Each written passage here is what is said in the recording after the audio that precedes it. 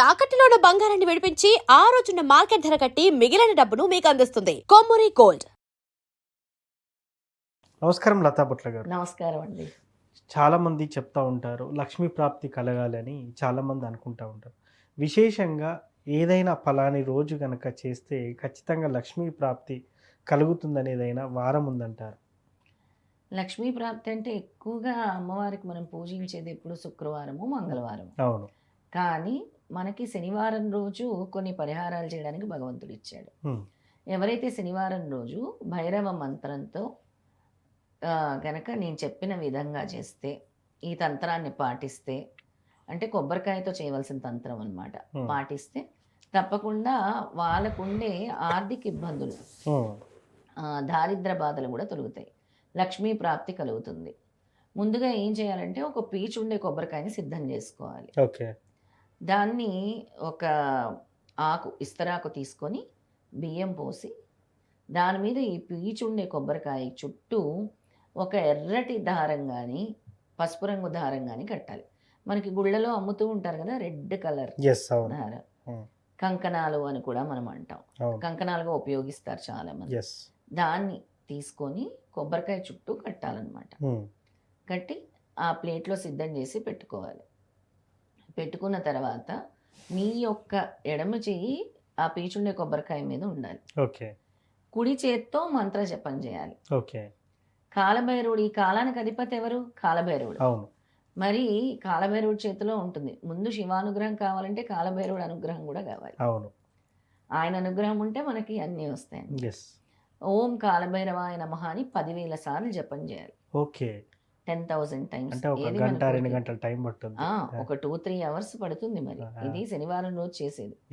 ఆ కాలభైరవాయ నమః అని చేసి తర్వాత ఆ రోజు శనివారం రాత్రి, అంటే రాత్రి పడక ముందే తీసుకెళ్ళి నిర్జల ప్రదేశంలో ఎవరు తొక్కని చోట ఈ కొబ్బరికాయని ఇచ్చిపెట్టారు. తొక్కని ప్రదేశం అంటే చాలా కాంప్లికేటెడ్ మేడం. అసలు తొక్కని ప్రదేశం అంటూ ఉండనే ఉండదు.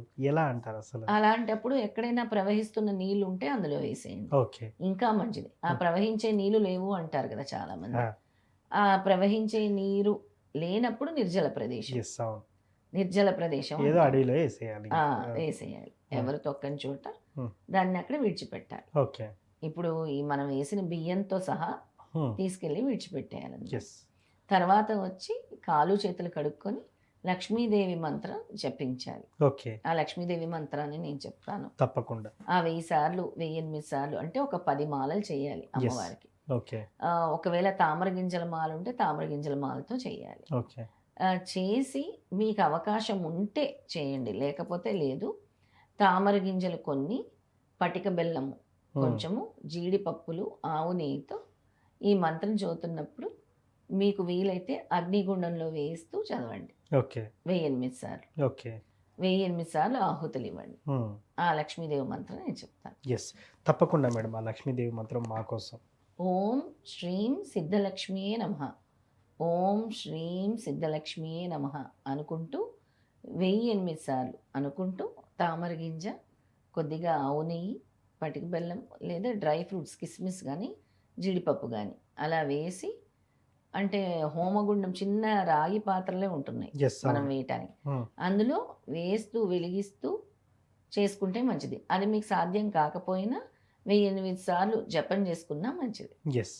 సో ముఖ్యంగా ఈ మంత్రం చదివి అదేవిధంగా కొబ్బరికాయ పీచు తీయంది చాలా చక్కటి పరిహారం మేడం. కాకపోతే కొద్దిగా ఓపికతో 4-5 గంటలు కేటాయించి చేస్తే ఖచ్చితంగా మంచి ఫలితం ఉంటుందంటారు. భక్తి విశ్వాసంతో చేయాలి. ముందు భక్తి ప్రధానము, నెక్స్ట్ నమ్మకం ప్రధానం. స్వామి మా యొక్క అడ్డంకుల్ని కాలభైరవుడు తొలగిస్తున్నారు అని చెప్పి చేసేదన్నమాట.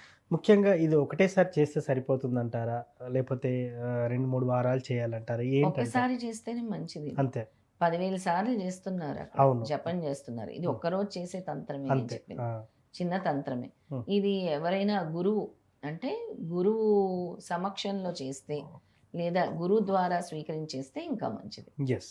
సో ముఖ్యంగా శనివారం రోజు లక్ష్మీ ప్రాప్తి కోసం చేయాల్సినటువంటి పూజా విధానం, రెమెడీ గురించి చాలా చక్కగా చెప్తున్నారు మేడం. ధన్యవాదాలు. నమస్తే అండి.